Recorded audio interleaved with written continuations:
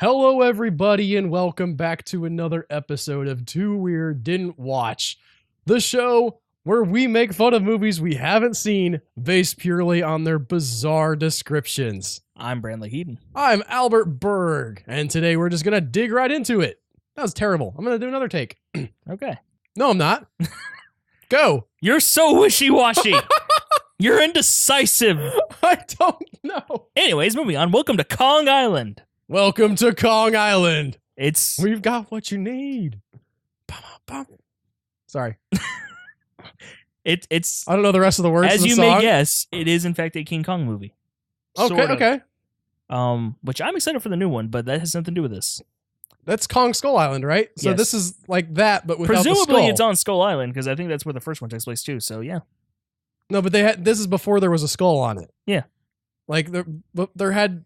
Where does the skull come from? Do you think? Is it like the shape of the island? Well, in the Peter Jackson one, they find like this giant rock that's weathered to happen to look like a skull, or it might be because they keep finding giant gorilla skulls. I don't know. I like the idea of the giant gorilla skulls. Like they just find them around the island. It's like, well, guess we'll call it that. Also, can we leave? Because I am mucho afraido. That was Spanish. Oh wow! Should I do an accent? No, Okay. that was last episode. New week, new rules. This week is horrible Spanish. Okay. Bien. See. That wasn't that funny. Why am I laughing? I don't know. Moving on. But thank you for your support on my joke. I'll tell you next time your joke isn't that funny. We'll have each other's backs that way. Good. That's good. Friendship. A diabolical team of scientists land on Kong Island. Diabolical. They're diabolical. They're laughing the whole time. They've all got the mustaches. It's like it's a team of Stanley Whiplash, Skeletor, and Dick Dastardly. Just wah! Wario's there too, I guess.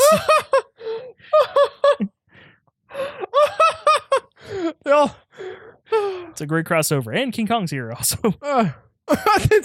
Yeah, with a team like that, why do you even need King Kong? They could just have like hilarious science adventures. I've turned your hair pink. I'd watch I've that sent you show. to a I would interdimensional. watch the crap out of that show. So this diabolical team of scientists The Pinky and the Brain, and also two other guys. lands on Kong Island, not Skull Island. So yes, this predates Skulls. Determined to implant devices in the brains of the gorilla population that will transform them into an unstoppable army. Presumably And then they're while gonna laughing make the them whole time. invisible. No, that would be great. This is in the same universe, so eventually two armies are going to fight, and you just see gorillas flailing at the air and hear screams. This is a great cinematic universe. Their plan for world domination runs off the tracks when a descendant of King Kong arrives and the mayhem begins. No, it's after King Kong. Yeah. How many descendants did he have? This is like a descendant. He's got Well- a whole big extended family. Son of Kong was one of them, and then like that guy like spread his seed around a little bit. I've been looking into this for Project U and I have discussed, but there were a few Toho movies, Okay, right? and one of them is Kong Escapes, and in that one, it's after he falls and gets hurt, and they put a giant like car-sized pacemaker in his chest. Okay. And then there's a Lady Kong, and they escape and start making the monkeys. If you know what I mean. Are you talking about sex? I am talking about sex. Okay. See. Bien.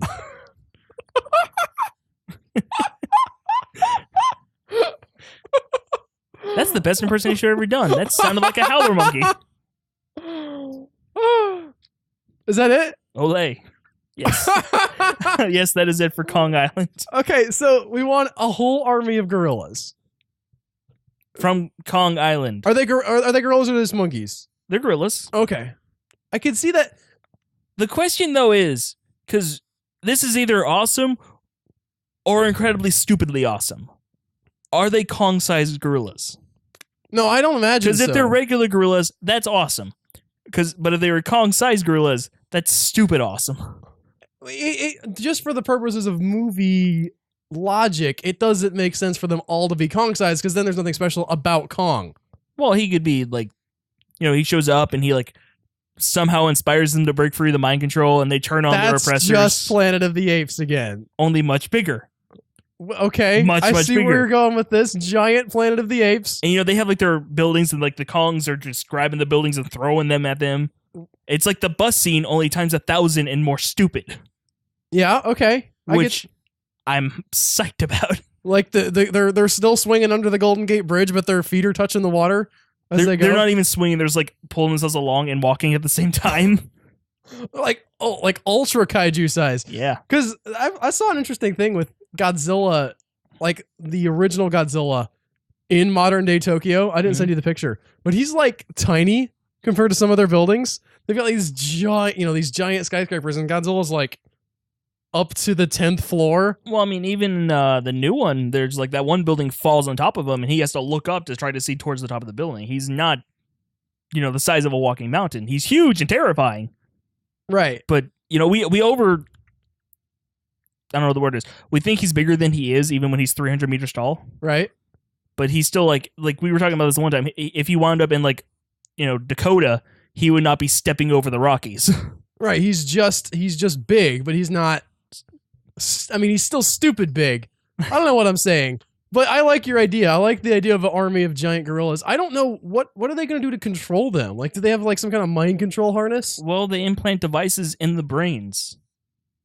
Okay. Which, I mean, just like a movie logic, I guess we hand wave it. What are all of them? How are they going to share this power? What are they going to do once they have world domination? Like, they're not sending these apes in to rob banks. Well, you see, they're going to have an unstoppable army because, as we all know, gorillas are bulletproof. So, I mean, I don't know. Like maybe they're smart enough to where they can use guns with the things, which then just have dudes. Yeah, exactly. But you could just train some people to shoot. You can even mind control people. You have this is a brilliant. We should get a bunch of people together, give them guns, and they could shoot at people. We would be able to dominate the world. What's stopping anybody from doing this? Now you're thinking like Donald Trump. That's right. We got political. Oh, zing! Let's move on from that before people get too mad. Too bad. Yeah, and we're going to continue the ballerinas. We're going to continue this theme with Bride of the Gorilla. No, now we're getting into some race allegory here. Yeah. This is not cool, by the way. Raymond Burr of Perry Mason fame. Right. Stars as Barney Chavez. Okay. I did not know that last name was going to be here when I said it was Bad Spanish Week, but I'm glad it happened. Wait, Raymond Burr is playing a Spanish dude. He's playing in a movie called Bride of the Gorilla. Yeah. A plantation is manager. Is he the gorilla or the bride? Well, he plays Barney Chavez. Okay. A plantation manager working deep in the South American jungle. Deep in it. He's just so deep in that jungle. Well known for its gorilla population. Barney has a yen for the beautiful wife of his employer. A yen. Y-E-N. Is that a word in this context? That's Japanese money. Yeah, but in this context, is he trying to get by her for one coin? Not even that. They're coins. He's like, she's not worth a lot, clearly, because it's, 1951. I got this yen for you. He's just looking around for her like, I said I was going to bring this yen back from Japan. He's not into her. He's just trying to give her this money. I said I was going to bring this yen back from my country, Japan, that I went to. I'm from Japan now for some reason. This is going to be a Spanish accent. I don't know what it is now. There's a bit of Spanish in there. I'm offended, and it's not any language I speak. And decides to murder the old man to have her for herself. Because that's how women work. You killed their previous guy, and then you become the guy. Yeah. By the way, apparently the word yen is an informal noun meaning a longing or a yearning. Oh, I learned a word today, and so did you guys. Probably It has, interesting. Its origin is Chinese, meaning the craving of a drug addict for a drug. Marriage. I would kill for this drug. Unfortunately for Barney, a native sorcerer witnesses the crime. Woo! That, I was like, I don't know about this, but now... And puts a curse on him that transforms him by night into a murderous gorilla. So it works. Like, his plan works. She's like, well, my husband's dead. You look nice. You kind of resemble, I don't know why you look like an American dude, because you're clearly from Spain. I like the idea that he doesn't try to hide it at all. He's like, I have killed your husband. Marry me. She's like, seems legit. And then the wizard's like, nuh-uh. Nuh-uh. Nobody can see Brantley's face right now, but it's hilarious. And then, but It see, had the the most wizard is disdain. foiled by the fact that she's totally into the gorilla thing. She's a furry. She's like, oh yes, oh no. oh yes. It was her dream all along. Es no bien. See. So creepy. Anyways, run away from that with brain bleach Okay. to The Lost Jungle. Been working on my transitions. Right? I got it. Yeah. What if I want to put that Lost Jungle somewhere else in the episode, Tony? Too late. Brantley. And my whatever name's your not name Tony. It's cool. You've gone a few weeks without doing that, but then you get back to it. What if I was like, man, I need to see sometimes I cut things. Nope. No, this is raw. I'm sorry. This is unedited. Stop lying to the audience. The Lost Jungle, which I mean is a big problem I've had. You just like you have your jungle laying And you around lose it. somewhere. You're like, dang, where did it go? The kids get it and they like carry it off to the bedroom and like it's under the dresser somewhere. Like, oh, there it is. That's where my jungle went. Clyde Betty portrays himself, an animal trainer and circus star in this action film. Betty leads a search. Wait, who's Clive Betty? Clyde Betty is the man who plays himself. Not with himself. Betty leads a search for his missing girlfriend and her father, who were on expedition looking for a lost tropical island. Presumably not in the jungle. The jungle's on there. Well, maybe yeah. Unless there's like a really big lake. Yeah, it could be like in China. There's a lot of landmass there. That could Yeah. be. Well, no, China couldn't be considered the tropics. I'm trying to think of where Well, the tropics southern are China. in the Pacific, aren't they? The tropics is any area around the equator. Okay, there you go then. It could be like There's India. a large stretch of the planet that could cover. Fair enough. Your geography knowledge. It's pretty much anywhere between the Cancer and Capricorn Okay. seas.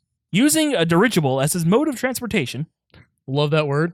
Great word, dirigible. it's so much better than blimp. It is. Blimp is just, it's a blimp. You never Blimp. you never hear fat people described as dirigibles. No, here's the Like, thing. she's as fat as a dirigible. When I hear blimp, I always hear it in a southern accent. A blimp. I just say it's a blimp. Yeah, there's a Then- blimp up there. Then you hear dirigible, and you get British. I say, that's a dirigible there. Next time I want to describe somebody being fat, I'd be like, oh man, but like in a sexy way, like a really thick woman, but like you're still into it. Like that's somebody who's fat like a dirigible. This show has been a disturbing look into your psyche. Yep. Moving on. I have no filter. I have a filter, but that didn't get caught in it. Using a sexy fat woman as a transportation, Betty and his band. I choose to picture this as a literal band. It's a musical, yeah. That's the 30s, so yeah. Betty and his bands head off in search of the missing explorers, only to crash their airship.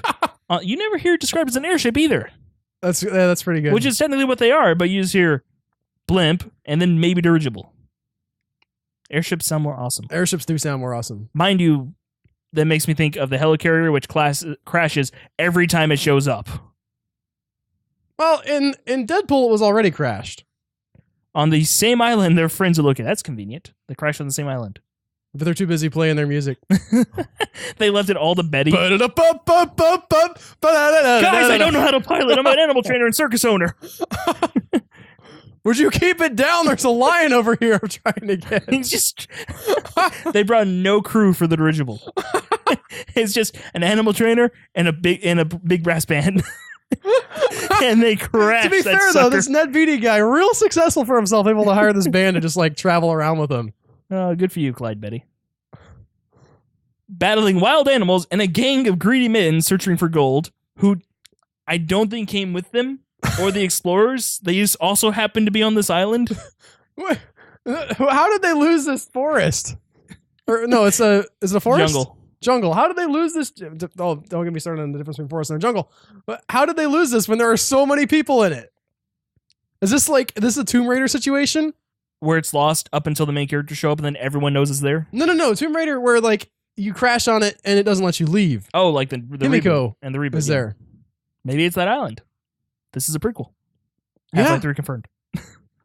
Betty and his party, they started throwing a party now. The band, they've kind of tired down, so it's like, let's celebrate that we managed to survive. Celebrate great good times. Come on. He's like, when we get back to the mainland, you guys have got to write that song down. Like, we definitely will. They were never seen again. Unfortunately, they were lost, and the song had become out by a listener band. Must rescue his girlfriend and father, all the while trying to escape their jungle island. They phrase it like it's the property of the girlfriend and father. Maybe it is. Like they own it. But the girlfriend is in his mind.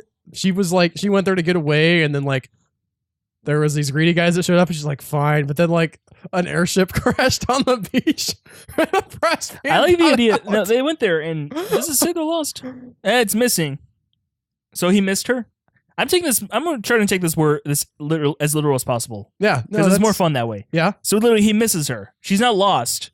He just wishes she was around. So he takes his dirigible, which he's been able to afford. I said it was over, Beatty.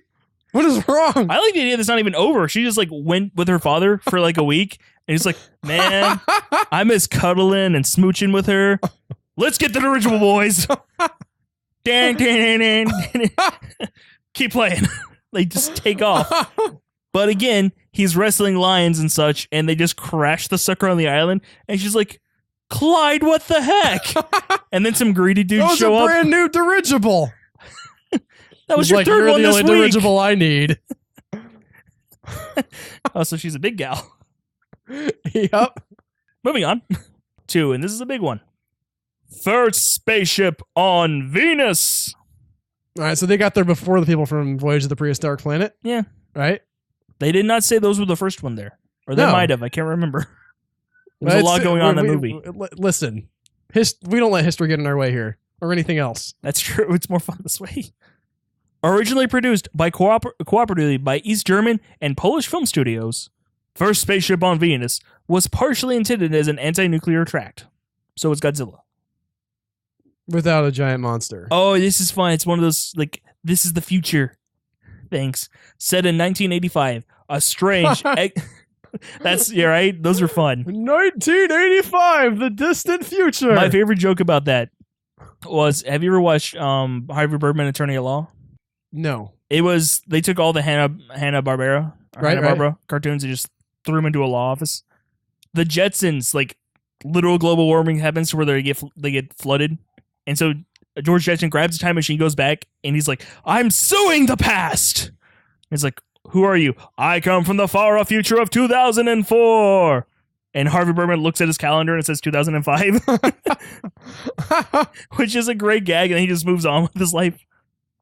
Anyways, set in 1985, a strange extraterrestrial spool, which is such an odd word for this, is discovered at the site of the 1906 mystery explosion in Tunguska, Siberia. Tunguska reference! I love Tunguska. Oh, it's so good that we have stuff that happened like that in the world so we can, To those of you who don't know, look it up one. But also, in the forest of Tunguska, there was an explosion that was caused by something.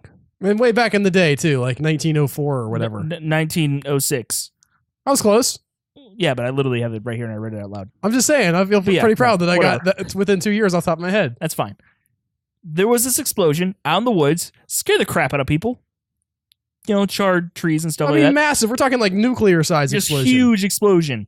It wasn't like someone lit off like a stick of dynamite. There was this massive boom. It got rid of a lake, if I remember right. Right. And we don't know why. And boy, do science fiction writers love the fact that we don't know why. Hellboy grabbed hold of this. There have been so many UFO things. It's so great. It's just this great jumping on point. If you want there to be like some weird happening in your story, it would cause Tunguska. Anyways, in this case, it was caused by a strange extraterrestrial spool. The discovery of this spool confirms that an alien spaceship from Venus crash-landed there, and that the spool is a memory storage device. You're really enjoying saying the word spool here. I don't want to get in the way. Unfortunately, I think that's the last part of it. Okay. So I'm going to say it once more. Spool. Well, that's just turned into something completely different. You should have. A nuclear-powered spacecraft is manufactured. They just put it together real quick. Yeah. No, I mean, I don't know why we're not doing it in our backyard right now. So wait, okay. It took them until 1980. Really. It took them from 1906 to 1985 to decide the thing was from space. Which, okay. And there's like nuclear spaceship. Go. Was that? Did they build it off the plans, like on the memory device, off the spool? Well, they did say that. Well, no, just the spool confirms that an alien spaceship from Venus crash landed there. So like, so they could have done it all along. They're like, I don't know if we want to, and then they're like, these aliens got it. We had to figure out a way to read it. Read what? The spool. No, I'm saying we could have built a nuclear spaceship the whole time. Oh, and we were just like, but that's a lot of work.